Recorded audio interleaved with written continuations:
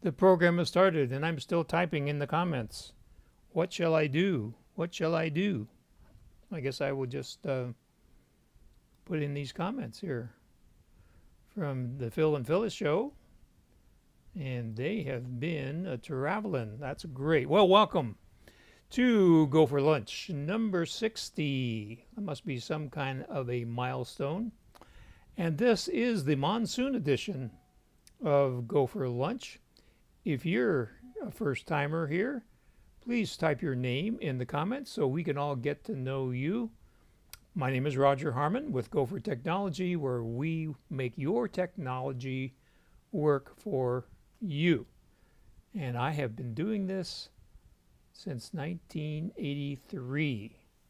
So I like to help people, and that's why we do Go for Lunch, to help more of you, because I don't see all of you every week, except here on Go for Lunch. So thanks for joining us, and let's just get started. What do you say? So today we're going to talk about Scanner Bin, which is an efficient, inexpensive document scanning solution using something you probably already have, your smartphone.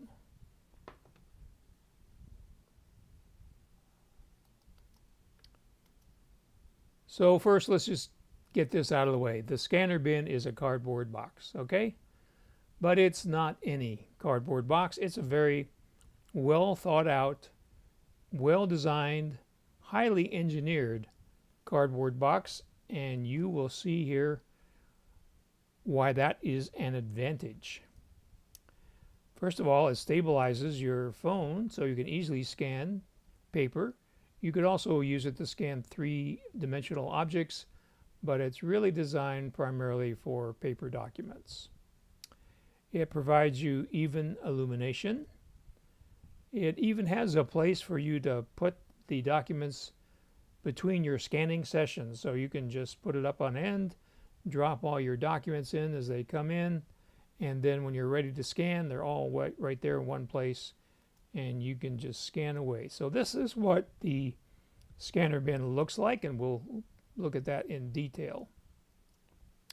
So there's challenges when you try to handhold your phone, to try to scan something. You got to get it the right way, and then sometimes your phone is in the way of the light, which is overhead.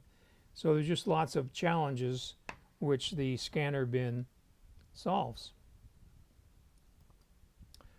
It gets rid of those shadows.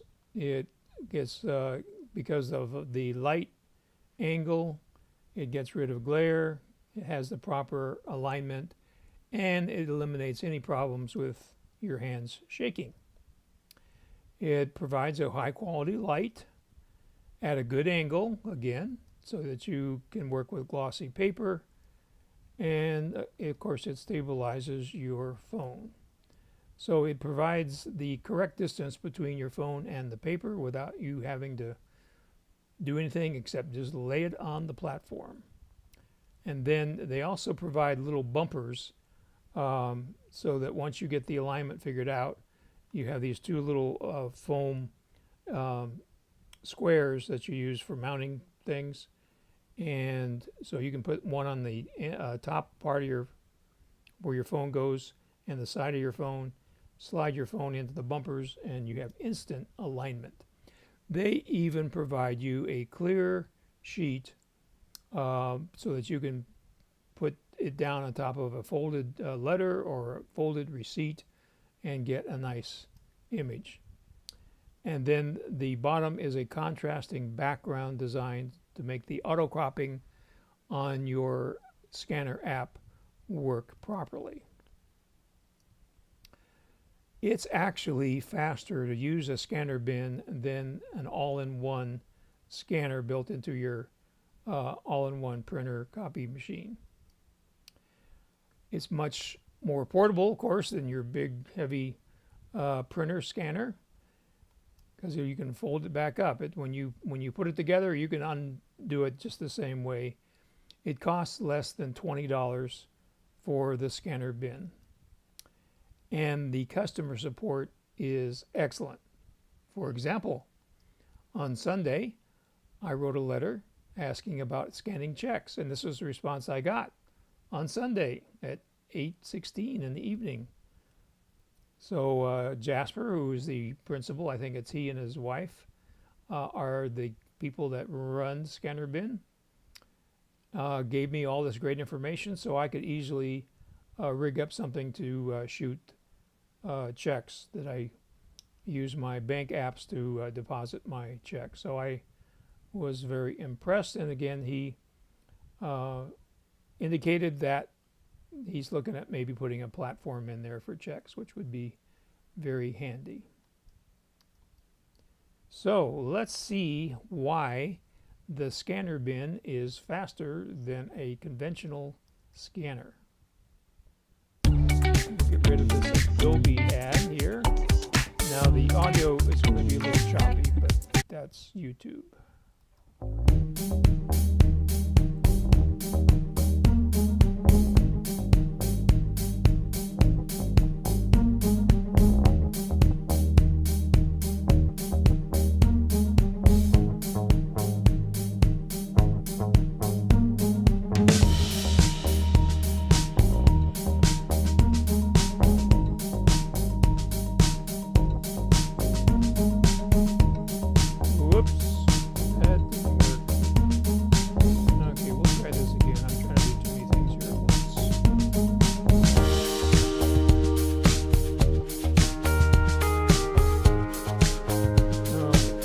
Start this over.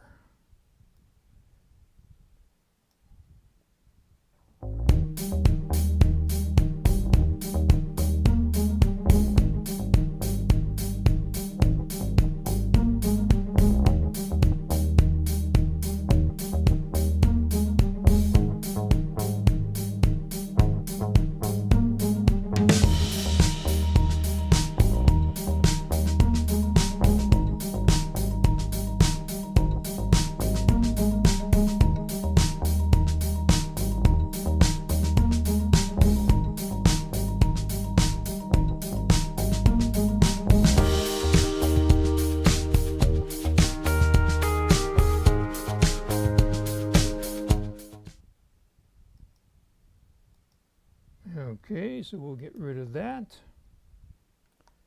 So what do you think about that? Was that pretty amazing? You notice it only took one hand. So let's see. Oh, Carolyn has joined us. Carolyn, thanks for coming. So we're going to look in this. So if you have any questions, please type them into the comments.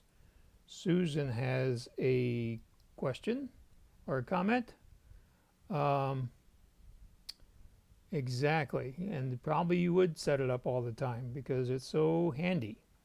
So let's go back and look at how all this works. So this is the way it arrives in a plastic bag, nice and flat, demonstrating its portability.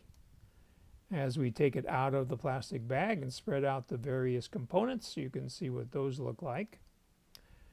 And notice here that the quick start guide is printed right here on the end flap.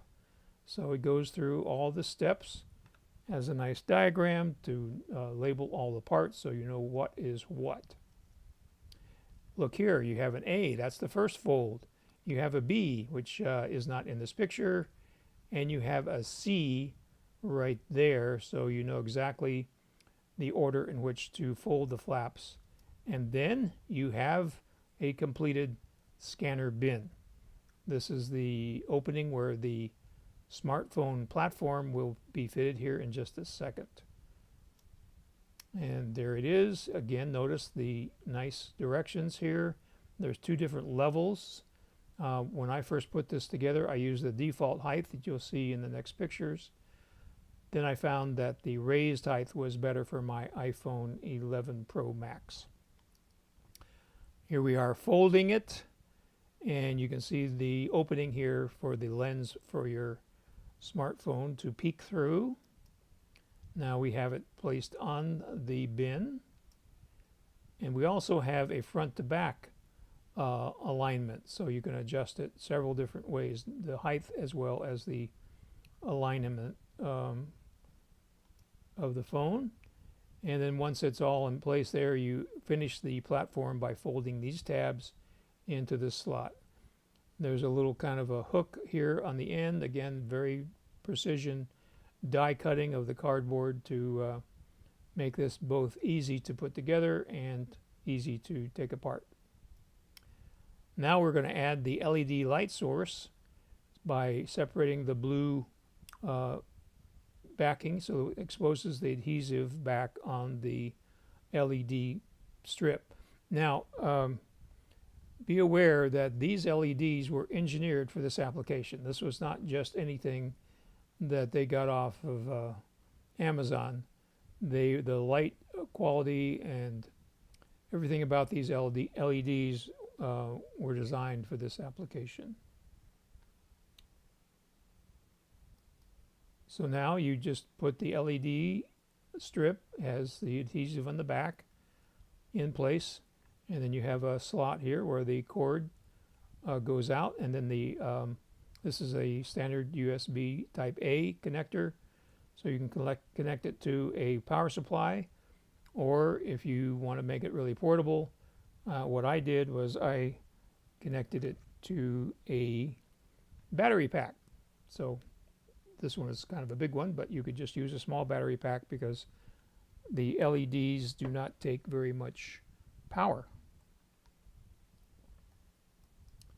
Then you slide the LED flap in under the smartphone platform, and then you will fold this flap here on the LED panel and get it into the right angle to give you the nice light coming from the side, so that it cuts down on glare.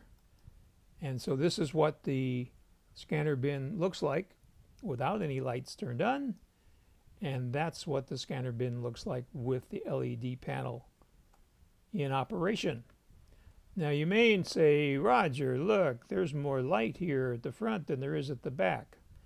True. However, your camera and your scanner app will compensate for that, and you won't see that in the finished image.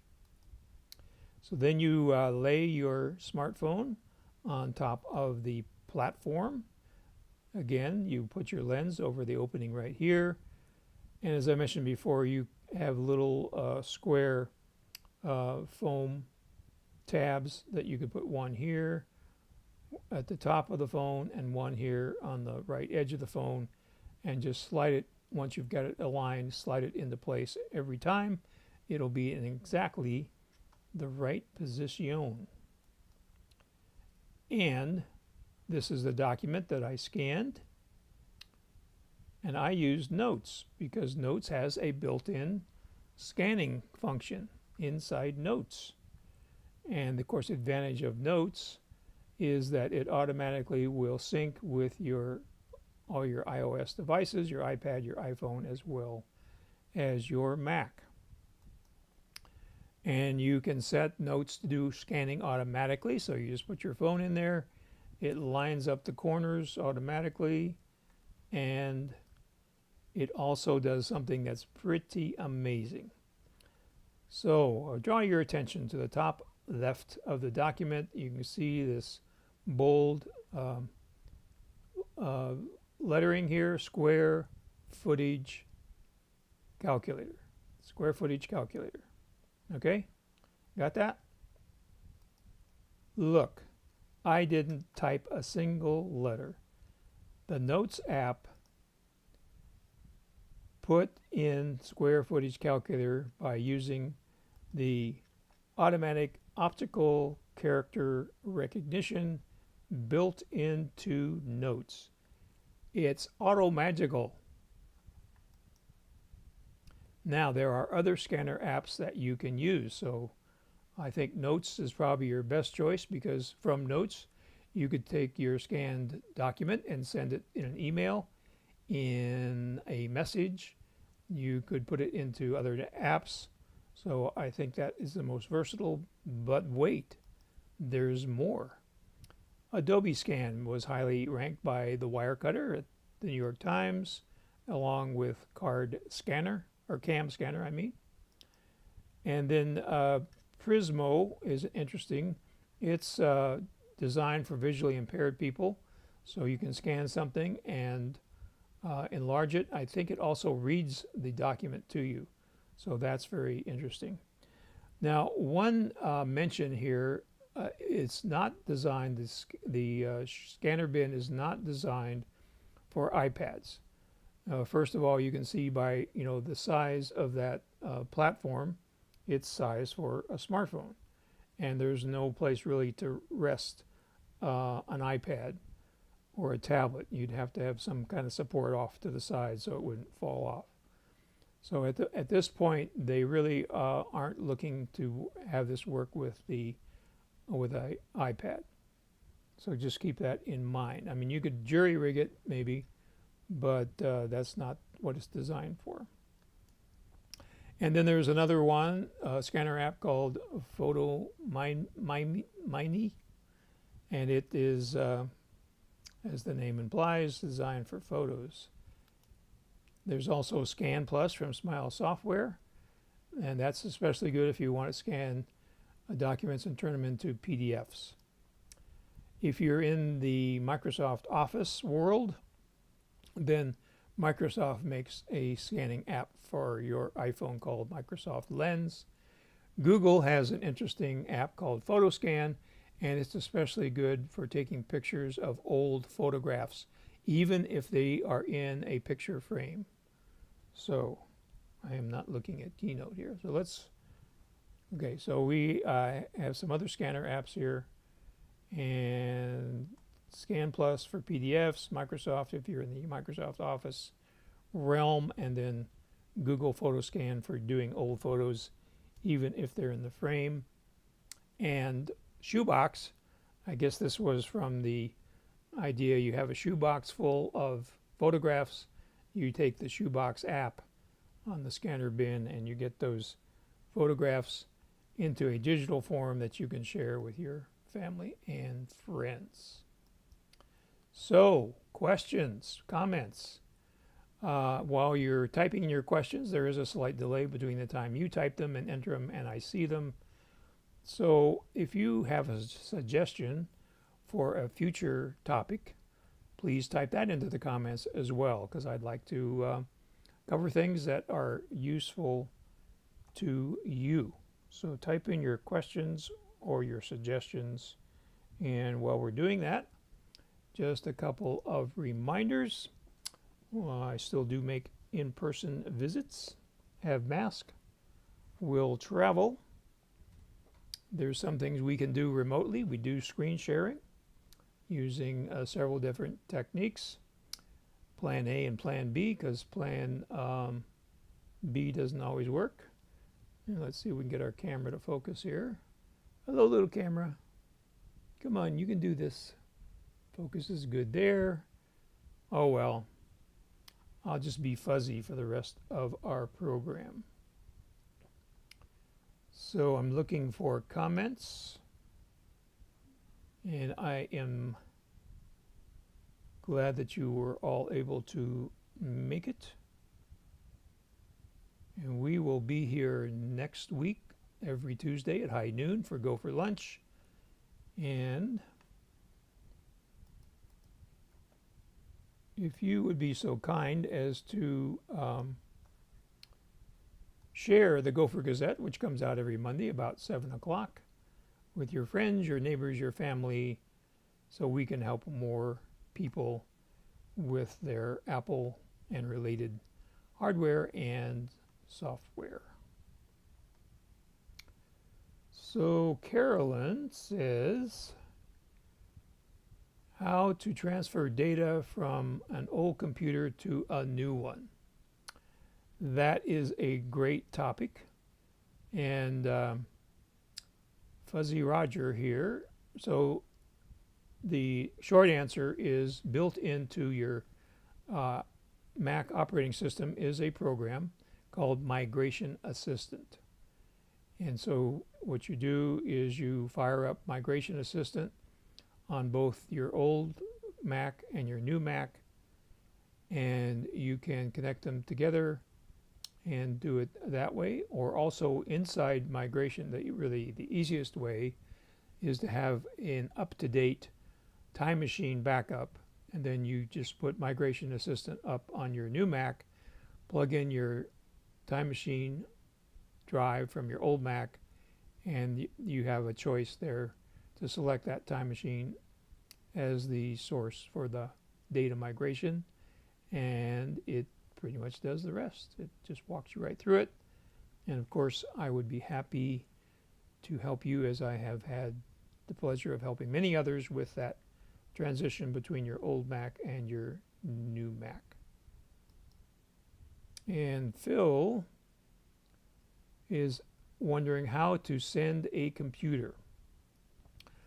Well, I think the best way to ship a computer would be to take it to a professional shipping store like your UPS store, or I think is it Postmark? I think there's a couple others still around, but primarily it would be your UPS store, and they can ship it, and they will then be responsible for it. Of course, you would insure it at whatever amount they recommend. So that would be what I would do. And Chris Wright wants to know how to put a photo of your vaccination card into your Apple Wallet. You cannot do that.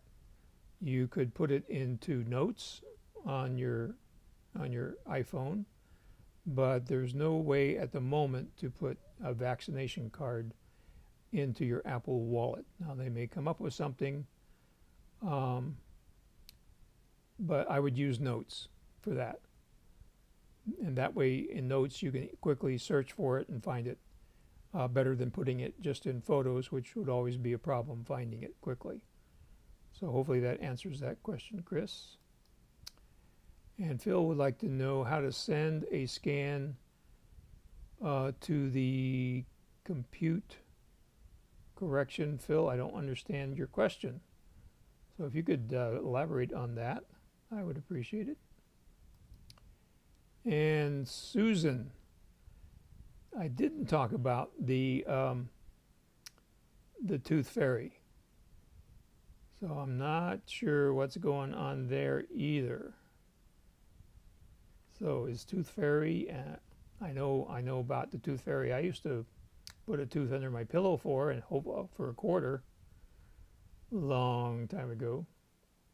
I wonder what kids are hoping for now. $1, $5, $10? Okay, so Phil says computer.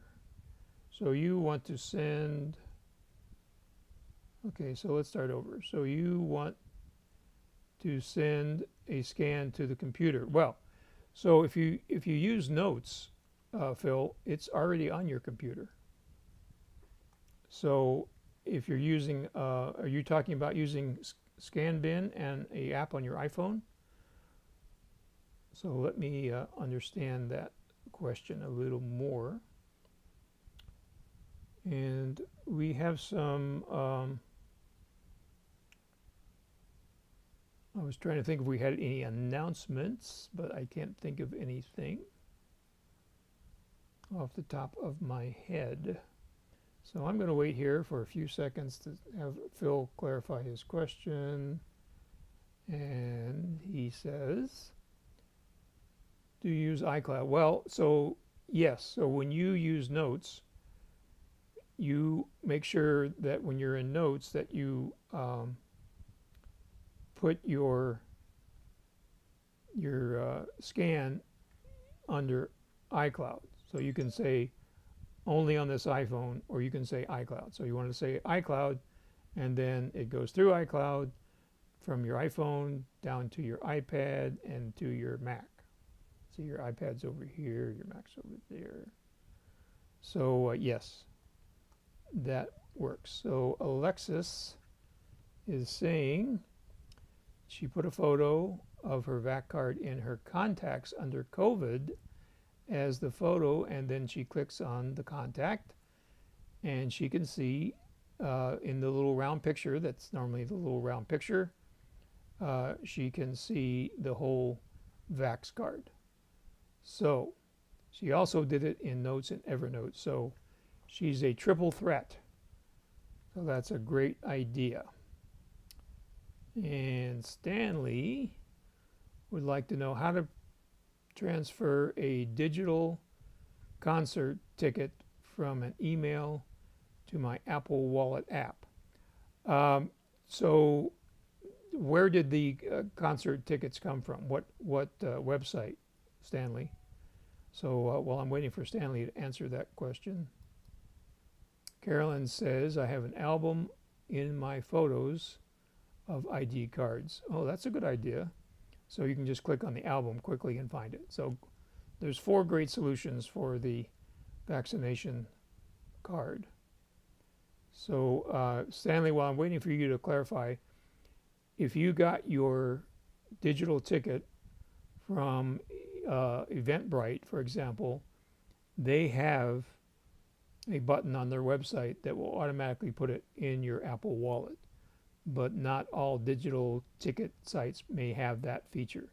So you can't do it manually. You have to have, the website has to have made that feature available for you. Okay, so let's see. Okay, so here's a good question from Phil. How do you send a photo and notes on the phone to somebody else? Well, let's just do that. What do you say? So I'm going to have to connect an iPhone here. So we got to connect it with the lightning cable.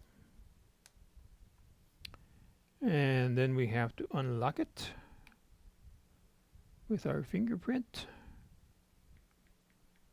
I just re-entered my fingerprints. This is a iPhone 6. Okay, and let's see if we can pull this up. No, that didn't work. And so we have to unlock that and click on that little button there. And there we are, and we're going to lock that up. Okay, so here we are. Now you won't be able to see my stylus or my finger.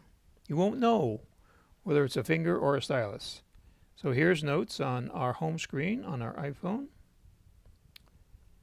Okay, so now, first of all, so you notice that we have a section up here on the top that says iCloud. So you want to make sure you put anything that you scan in the iCloud section, because if you put it down here on my iPhone, it will only be on your iPhone and it won't sync to all your other devices. So now we're going to click on All iCloud,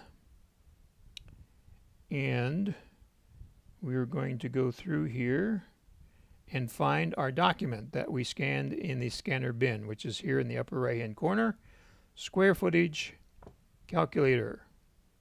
Okay, so there it is. So to answer your question, Phil, what you would do is you would, okay, so there should be a share sheet here. Where is the share sheet? There it is. Okay, so that's a little tricky. Notice, so here's where it comes up normally. To get the share sheet to appear, you have to tap on the document or photo. So now in the upper right hand corner, there is the share sheet. So it's the square with the up arrow. So we tap on the square with the up arrow, and now we can send it as a message. We can email it. We can put it in Dropbox. We can put it in Evernote. I don't know exactly how you would put it into Zoom. These are frequent people here. You could just tap, like I could just tap it right here and send it to Bob Wood. So we're going to send it to Bob, and we're going to say test, and off it goes. So that's how you do it. Does that make sense, Phil? Okay, well, we're waiting for Phil. We'll go back to Stanley. Okay, so look at the TSO website and see if there's a button there to enter it in Apple Wallet. So if there is, you're good. If there isn't, you can't put it in the wallet manually. So hopefully that answered Phil's question. If not, if you have any other questions, you can always call me or you can email me. Okay, great, Phil. Glad we got that taken care of for you. And my email address and my phone number will be coming up on the screen immediately following this program. So thanks again for joining. Thanks for the great questions. This is driven by great questions, and we certainly had a great trip today. So we will see you next week.